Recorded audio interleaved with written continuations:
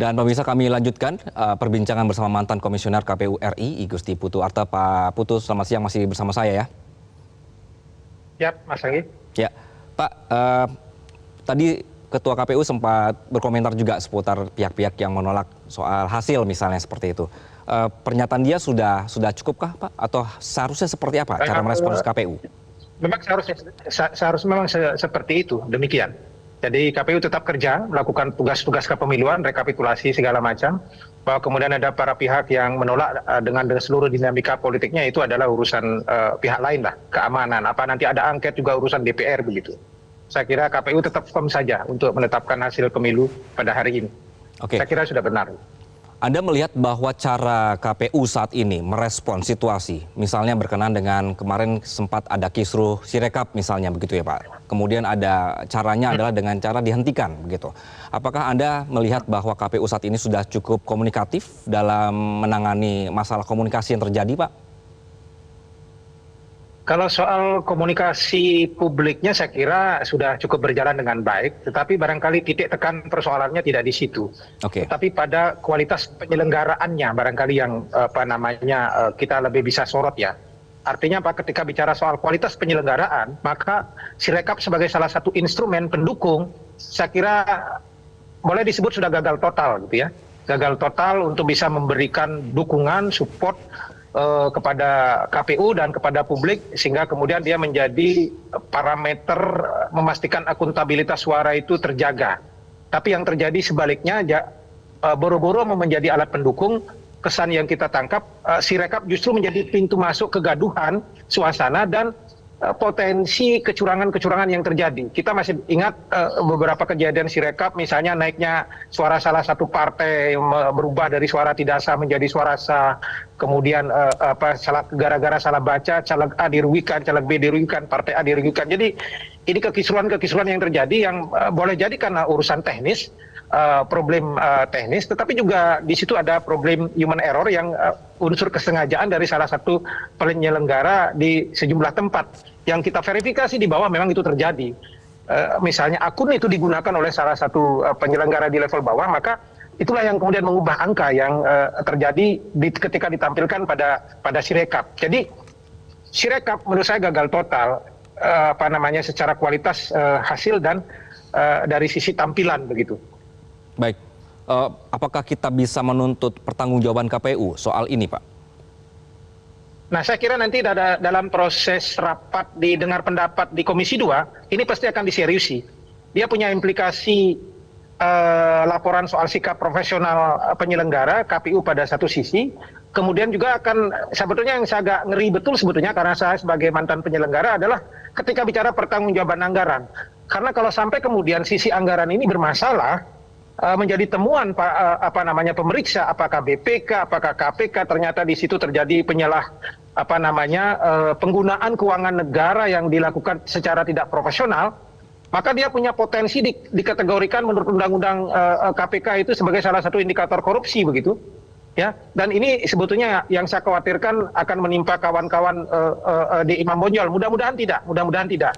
Tapi kekhawatiran saya sebetulnya sampai ke sana, ketika kita sebagai pejabat negara menggunakan keuangan negara tidak profesional, tidak cakap, dan kemudian merugikan keuangan negara dari program yang menggunakan keuangan negara itu, maka itu dikategorikan sebagai temuan dan punya potensi dianggap sebagai salah satu unsur korupsi begitu.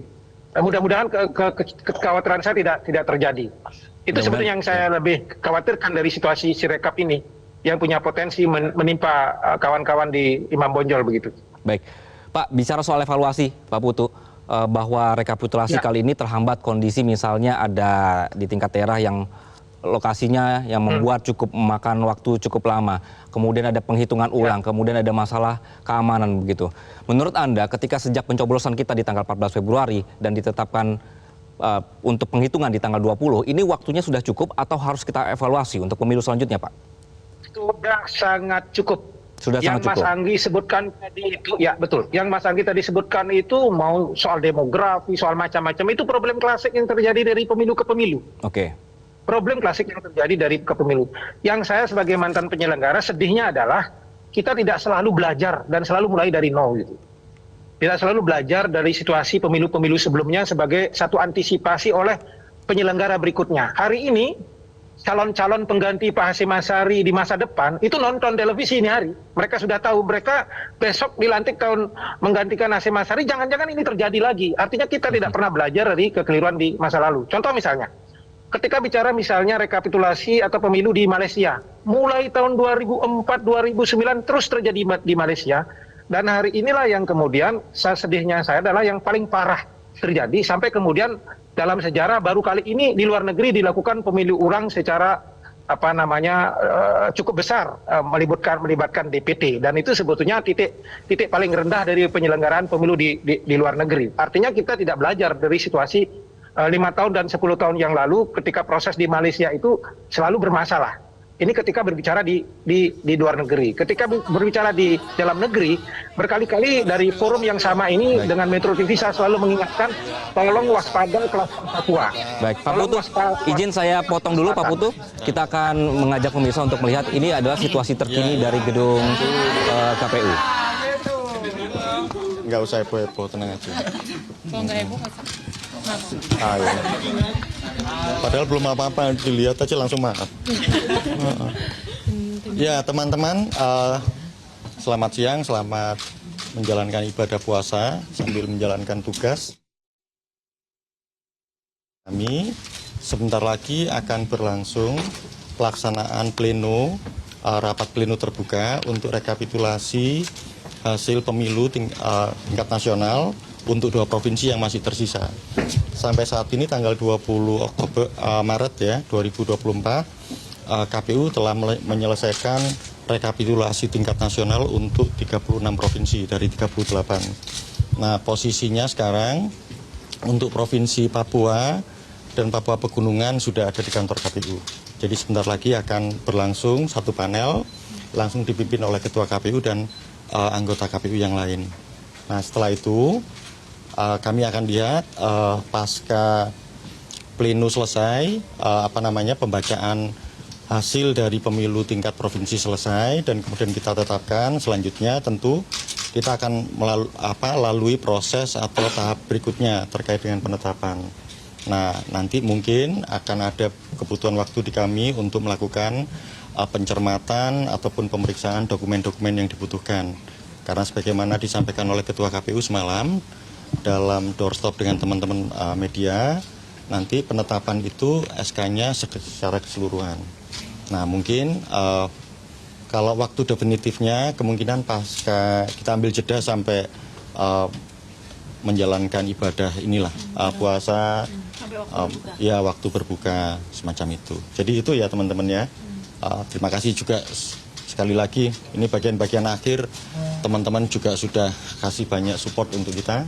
Dan kemudian kita pada akhirnya optimalkan di tanggal 20 Maret. Nah, kita lihat nanti bagaimana dinamikanya untuk di panel A ya, untuk Provinsi Papua Pegunungan kemungkinan akan duluan, dan kemudian Papua Induk. Karena semalam Papua Pegunungan itu sampai di Jakarta pukul 3 dini hari, kemudian Papua Induknya itu baru siang ini dan langsung di kantor KPU. Begitu teman-teman. Untuk info DPT-nya udah ada belum Pak? Kenapa? Papua Pegunungan dan Papua Induk ini info DPT-nya udah ada jumlahnya? Info DPT itu gimana? Dapilnya. DPT-nya Pak jumlahnya? Oh ya, itu kan bagian yang nanti akan dibacakan dalam model di hasil. Tentu bicara tentang DPT dulu, kemudian yang masuk kategori DPTB, DPK, sampai kemudian surat suara yang diterima, pengguna hak pilih segala macam. Nanti informasinya akan ada detailnya di dalam. Pak Mas, kan ini kan Papua Pegunungan kan sebenarnya sudah sampai sejak dini hari, tapi kenapa rekapitulasi suaranya tidak dilakukan secepat mungkin? Karena kan itu sebenarnya juga meringankan beban KPU sebenarnya. Ya, mungkin di satu sisi ya, tapi yang jelas teman-teman, sampai tadi pagi pukul hampir 4:30 pagi kan, hampir subuh itu kita baru selesaikan untuk yang Jawa Barat kan. Orang kan rehat juga lah. Mereka juga habis kerja maraton di daerah, kemudian langsung ke Jakarta dengan jeda. Makanya sekarang Papua Pegunungan terlebih dahulu, Papua Induk yang sudah sampai sekitar hampir sejam lalu, biar dikasih ruang juga jeda. Setelah itu mereka gantian. Informasi terupdate apa Mas kendala sampai harus Sampai molor. bukan molor ya, Tidak sesuai timeline. Ya. Enggak, kalau timelinenya kan tetap sesuai. Kan kemarin gini, kalau yang jelas kita sudah sediakan untuk pesawat kan, charter itu. Nah kemudian teman-teman Papua Pegunungan itu sudah posisinya di Bandara Jayapura kan, untuk berangkat ke Jakarta sambil menunggu teman-teman Papua Induk. Nah ternyata teman-teman Papua Induk dokumennya bisa beres semua, mereka harus lakukan tanda tangan berita acara dan sertifikat. Nah itu akhirnya ditinggal dulu, kemudian baru tadi pagi teman-teman Papua Induk menuju ke Jakarta. Tapi semuanya oke, sudah selesai semua. Berarti ingin mengkonfirmasi saja bahwa kemungkinan penetapan itu akan dilakukan malam nanti usai jeda. Teoritis demikian. Jadi yang jelas kan nanti pada saat pleno rekapitulasi kita akan lihat bagaimana dinamikanya untuk 2 provinsi. Setelah ditetapkan pasti kita butuh jeda waktu untuk cek dokumen kan. Nah cek dokumen sebenarnya dokumen-dokumen sudah kami periksa dan list dokumen yang dibutuhkan sudah ada semua. Tapi kan kita butuh juga tanda tangan segala macam kan sebagai finalisasi lah. Pak, boleh diupdate untuk partai politik saat ini bagaimana Pak? Dari 36 provinsi yang sudah direkapitulasi, kira-kira untuk posisi perolehan sementaranya bagaimana? Update sementara ya. Gini, nanti nunggulah beberapa jam lagi teman-teman akan tahu partai nomor urut 1 sampai 24. Disitulah. Tapi boleh bocoran yang boleh masuk ambang batas Mas? Masuk ambang batas jauh ini apa? Karena kan Berapa Pak? Gini, Berapa partai? proses rekapitulasi secara nasional itu dilakukan di tanggal 28 Februari 2024 sampai hari ini. Dan semuanya disiarkan secara live. Jadi teman-teman tahu tuh. hasil sementara. Hitung aja. Besok aja. Atau besok nanti kami sampaikan. Tapi yang jelas penetapan nanti kan disampaikan. Setiap partai politik dapat berapa suaranya. Dan nanti ya teman-teman langsung aja cepet-cepet hitung kan. Gitu. Kemarin KPU Kota Jayapura katanya ada cerita dijemput paksa, itu ceritanya seperti apa sih Pak? Dijemput paksa oleh siapa? Ke KPU Provinsi begitu untuk perhitungan karena belum selesai. Oh, kalau informasi dari teman-teman KPU Provinsi tidak dijemput paksa, tetapi mereka sebelumnya sudah lakukan sidak. Kok belum mungkin prosesnya agak lambat, semacam itu. Sama kan seperti perintah kami kan, permintaan kami ke Jawa Barat, ke Papua dan Papua Pegunungan untuk segera langsung di Jakarta. Nggak. Kalau itu saya belum dengar cerita itu, tapi kalau informasinya iya pimpinan kami lakukan supervisi, kami langsung turun ke sana untuk periksa ini sebenarnya gimana situasinya. Ya sama dengan KPU RI supervisi ke provinsi kan semacam itu. Mas, nggak 2 panel, kenapa Mas? Maksudnya kan kalau 2 panel bisa lebih cepat lagi selesainya gitu. Ya, tapi ini kan bagian 2 akhir kan. Dibikin 2 panel, 1 panel juga nggak terlalu berdampak. Waktunya kan juga sampai maghrib kan juga masih banyak. Sisa gini 2 provinsi di Papua ini, Papua Induk dan Papua Pegunungan kan 1 dapil saja. Jadi hanya 3, bukan saya bilang hanya 3 ya, tapi faktanya 3 model di hasil. 1 untuk yang pemilu presiden, wakil presiden, yang kedua DPR, yang ketiga DPD. Jadi sebenarnya relatif lebih simpel lah, ringkas. Dan biar saja dilakukan di panel A, nanti akan ada ketua yang langsung mimpin dan kemudian didampingi sama 6 anggota KPU. Bila perlu Pak Sekjen juga kan ikut. Mas, tapi kan sebenarnya kalau kita lihat timeline kan penghitungan di tingkat provinsi harusnya selesai maksimal 10 Maret. Tapi sampai kemarin kan Provinsi Papua masih penghitungan. Nah secara garis besar itu biasanya kendala apa sih Mas yang bikin provinsi itu tidak bisa memenuhi timeline yang di... Ya itu dinamika di daerah kan bermacam-macam ya. Misalnya begini, jangankan di Papua, misalnya di Jawa Barat, oke ini selesai, tapi kemudian keluar misalnya kewenangan yang dari lembaga lain seperti Bawaslu. Nah termasuk di hari ini selain juga dua provinsi ya, nanti akan ada juga kemarin yang kita masih ada sisa ya di panel B, kan ada itu Banten 2. Itu kan semuanya sudah disahkan kecuali untuk 1 partai. Nah total suaranya sudah, tapi karena ada kebutuhan mereka untuk pencermatan di internal, maka berapa suara partai, berapa suara tiap caleg itu kan belum, nanti akan diproses di sini, dilanjutkan di pleno kali nanti. Nah, termasuk kalau nggak salah ada satu putusan rekomendasi dari Bawaslu, ya putusan dari Bawaslu untuk yang DPR RI di dapil, di salah satu dapil di daerah Jawa Tengah. Kalau nggak salah yang wilayah-wilayah Boyolali atau apa, itu juga nanti akan dibacakan di sini. Jadi di situ sebenarnya. Jadi selain 2 provinsi ini juga masih ada beberapa yang tadi perlu dilakukan pencermatan ulang itu. Yang kemarin-kemarin kan, tapi kan sebenarnya prosesnya sudah selesai, ya sudah kita ambil di bagian akhir. Termasuk kemarin kan rencananya juga untuk yang hasil dari rekapitulasi untuk PSU di Kuala Lumpur kan rencananya mau hari ini.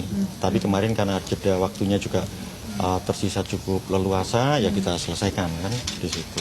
Karena yang PSU Kuala Lumpur itu kan sebenarnya yang ambil alih KPU, jadi kami PPLN-nya gitu. Mas, nanti pada saat penetapan terus ada keberatan dari saksi partai politik maupun pasangan calon tidak mau tanda tangan SK-nya itu gimana sifatnya? Apakah batal atau tetap sah?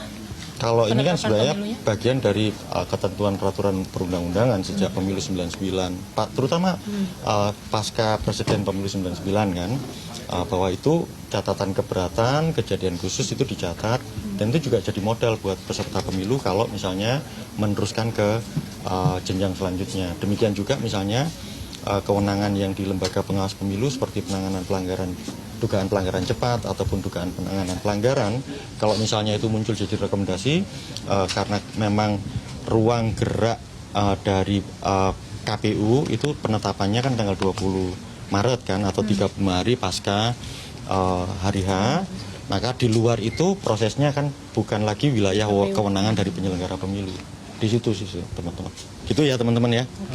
Makasih ya. Sehat-sehat. Habis ini geser kita undang.